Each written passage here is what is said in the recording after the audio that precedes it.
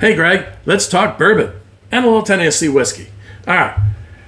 As it turns out, in the 130 or so bottles I have around here, 28 of them are single barrels. Single barrels, like I said, of bourbon and Tennessee whiskey. I think 3 of these bottles are Tennessee whiskey. Otherwise, the rest are all bourbon. So I have decided to arrange them into 4 different blinds, each with 7 bottles. And we will work our way back from the first group to the back group and see which one is the best. So the first group is all my low proof single barrels. They are, but definition of that is they are 110 proof or less. And we will try those out, and the winner of this group will move on to the next group, which is my cask strength version bottles here, but they are the $70 and less category.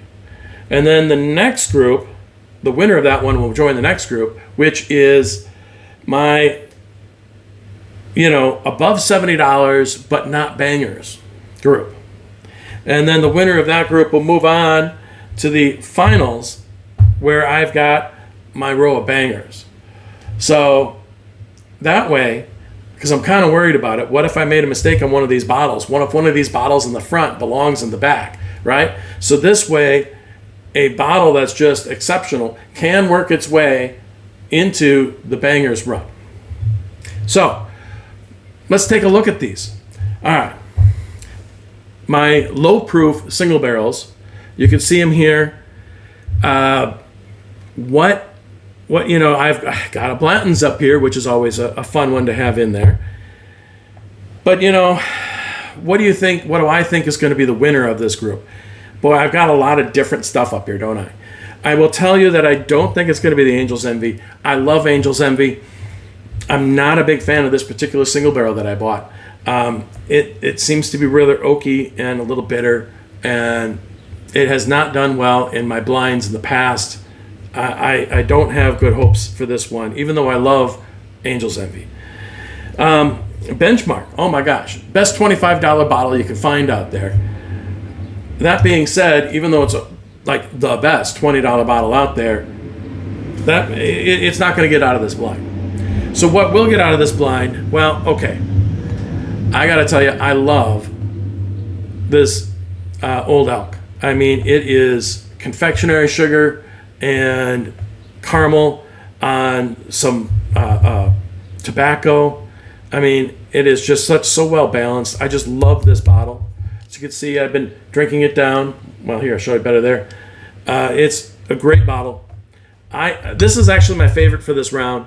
But we got over here Glens Creek, right? And some days I think Cafe Ole is the best. Some days I think that the OCD 5 is the best.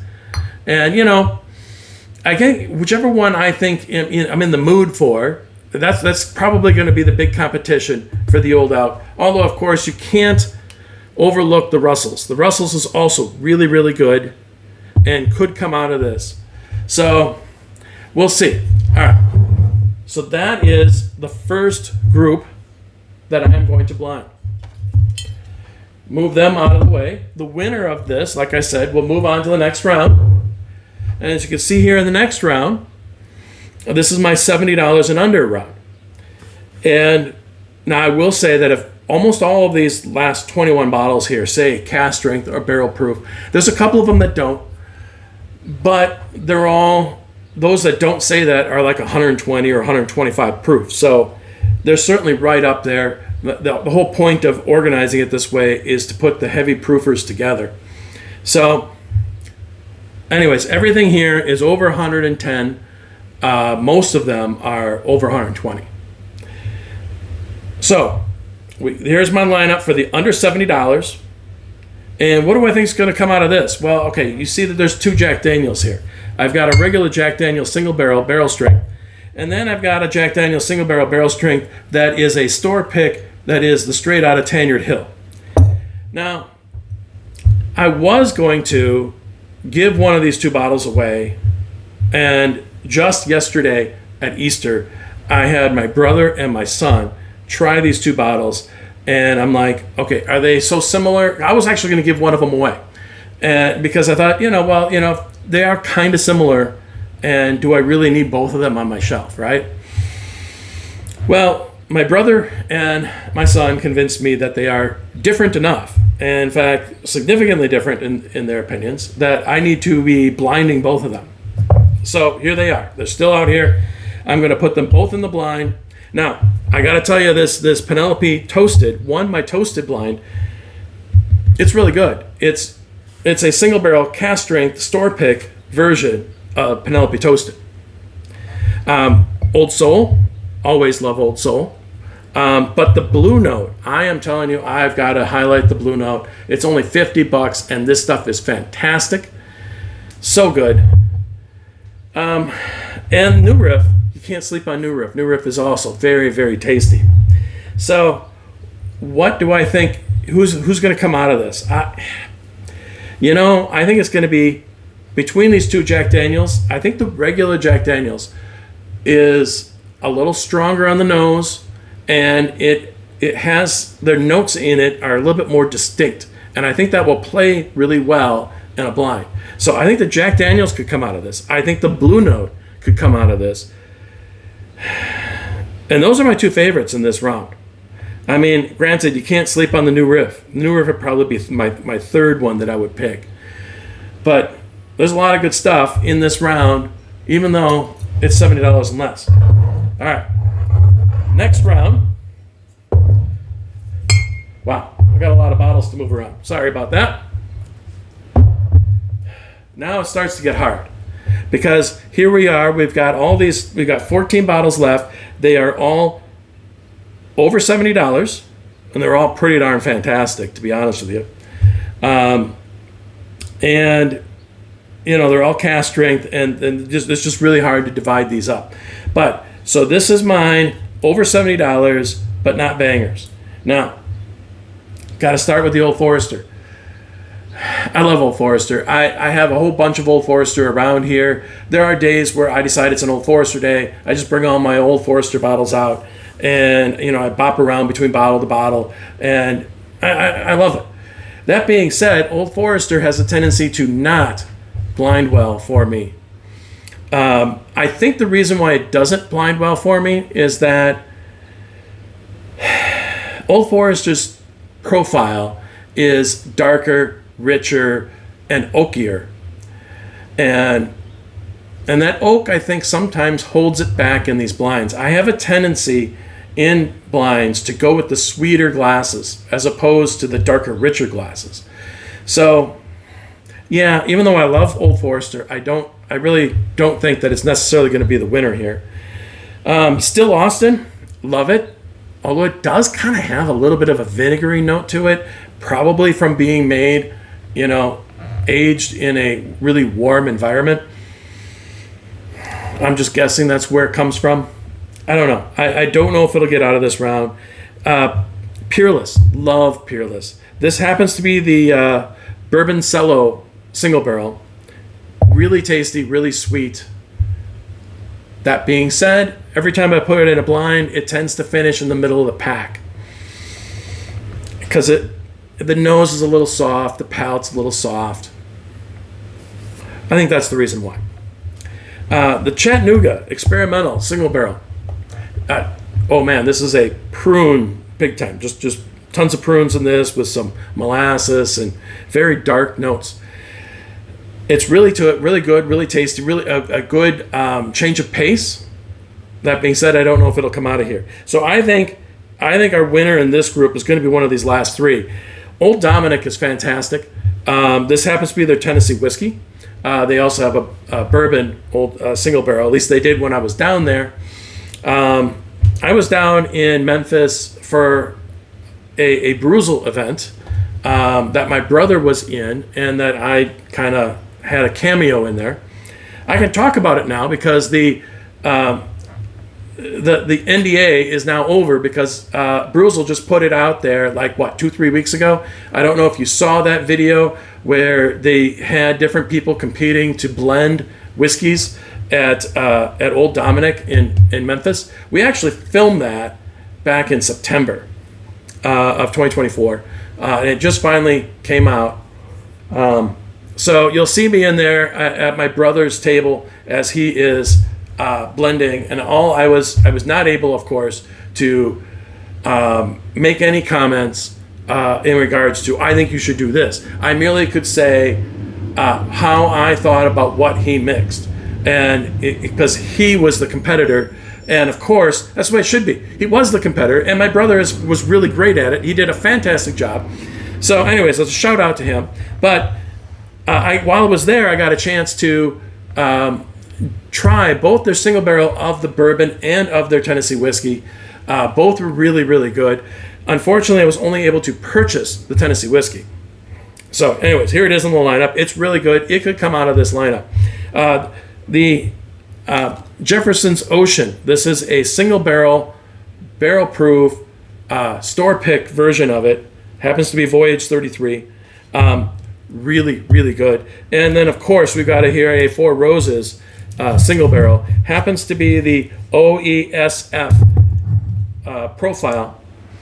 Also very good. But who do I think is going to come out of this? Personally, my favorite would be the Jeffersons. That's who I think might come out of this one. All right. And in my bangers lineup,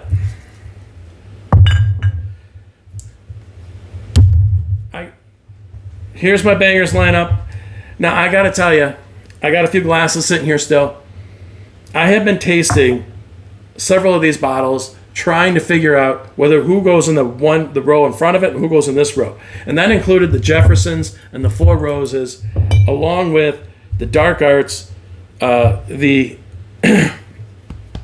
Chestnut Farms, as well as the J. Mattingly. And it was also the Elijah Craig. So I was trying those 6 bottles against each other, trying to figure out which was the last 2 in that last group and which are the first 4 into this group. And anyways, this is how it worked out, right? So it ended up being that the Four Roses and the Jefferson's Ocean had to be in that group, and these ended up in this group. Just go down the lineup here of what I'm calling here my bangers. I got another Peerless single barrel here. This is the single barrel of the Double Oak. Now, I gotta say, the regular Double Oak I find to be rather oaky. Now, maybe it's just the one I had. Maybe different batches are different, but I found it to be very oaky and almost astringent. This is not. This is still a little on the oaky side. It is not astringent at all, but this is a chocolate bomb. And with like some molasses, and it's just so good. Anyways, the single barrel Double Oak of Peerless. I have, of course, an Elijah Craig single barrel. God, love the contrast there in this bottle, where you have the sweetness along with the tobacco and leather. I just love that. And as you can see here, I have a bottle here that I haven't opened yet. And I'm going to have to get it open here in the next week or so it's ready for the blind. Blends straight from the barrel. So, probably a year ago now, I believe it was, I can't remember if it was early March or late March or early April last year, but I was down in, bopping around Kentucky with my brother, and boy, we had a glass of this at the Bourbon Library there in Frankfurt, and I'm telling you, oh my goodness, we declared that it was better than the Blanton's Gold. It was better than the Michter's 10 that we had the day before. It was so good. So I had to get a bottle of this. Got it online, paid a little extra for it. It was $2.10. After shipping, it was $2.20. All right. It's really good. So anyways, I'm going to have to get this open and let it start to air out. But it's going to be in my Bagger's Blind. I've also got a J. Mattingly. Now, I have to tell you a little history about this bottle. So, this bottle was, first off, J. Mattingly is across the street from Buffalo Trace, right? So right across, I mean literally, right when you come out that driveway, coming out of Buffalo Trace, if you just go straight across the street, there is, on the right-hand side, there is this little storefront with a warehouse in back. very unassuming, and that's what Jay Mattingly is. We went in there, my brother and I, and we had, we did their lineup, decided that their Frankfurt Hayride was what we thought was the best one. And in fact, I think it was clearly the best one. And so after we finished our tour, and we had a blast, and then we were there for like an hour, hour and a half. We got to meet the master distiller. We got to meet the master blender. I mean, it was great. So when we were done, I bought one of these bottles for $120, and I was disappointed at first. When I got home, opened it up, and oh my God, it was so proofy at first. So proofy that I was so disappointed with this bottle, and I just let it sit on the shelf for months. And then, I don't know, around December, a friend of mine set up a blind for me, and he picked this bottle and put it in one of the blinds. And I couldn't believe it. It almost won. I think the only bottle it lost to was the Bardstown. It was fantastic. In fact, it's right here in this glass. It is, it is lollipops and cotton candy with some cinnamon and baking spice. It is so good, so sweet. So just to let you know, if you get yourself a Jay Mattingly, my experience is it needs time to open. But once it does, it's fantastic. All right, moving on. Bardstown Single Barrel. This was a Louisville location, exclusive. Couldn't get this bottle anywhere else other than downtown Louisville. And I am telling you what, this bottle has won every blind it has been in. It's absolutely fantastic. We will see how well it does against the Blanton straight from the barrel. All right. This is, of course, Total Wine's best bottle. This is Chestnut Farms. This is their single barrel strength. $150. There's some controversy about this. Some people don't think it's worth the $150, and I probably have to agree with that. It's probably really only worth $120.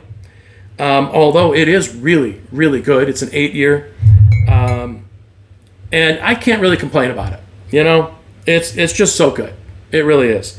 Can it stand up to, the Bardstown or the Blantons? I don't know. Probably not. But it's really good.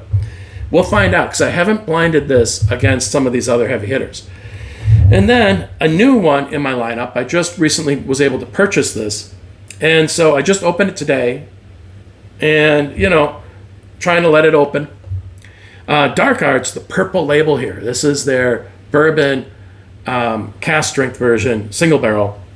This is the bottle that, bourbon junkies have been talking about this. It's one of their favorite bottles. It is an it is sourced from MGP, but it's a 10.5 year, and oh God, it really is good. And it's also very different. It's got a lot of, along with the caramel, it just has, and like a confectionery sugar in it, it has a toasted coconut. And I don't know, it's just really good. That toasted coconut note is just so different. In fact, I think I have it in this glass. Yes, I do. It is indeed. Oh yeah, there's the toasted coconut for sure. Yeah. It is really good. And there's also some grape in there, by the way. Unusual note. Like a red grape. Anyway, really tasty. So these are my bangers. So the winner that comes out of these other lineups that works its way up is going to join these as the last of these blinds. And it should be a blind for the ages, at least for this lineup. I'm looking forward to it. So there it is. I just wanted to give you a synopsis of what I'm going to be working on here for the next few weeks. And also just a quick note. I am about to head to a few days here. I'm going to be leaving to go to see the Packers draft, or the draft in Green Bay, right? It's just up the road here in Green Bay. Probably will never be in Green Bay again in my lifetime, so I got to go. And so I'm going to be doing that for a few days, and then I think I'm going off to the cabin for fishing for a week. So I am going to try to take one of these blinds with me and maybe do the blind up there in the cabin. We'll see how that goes. All right. So, but here we go. I hope you're looking forward to this as much as I am. Peace out.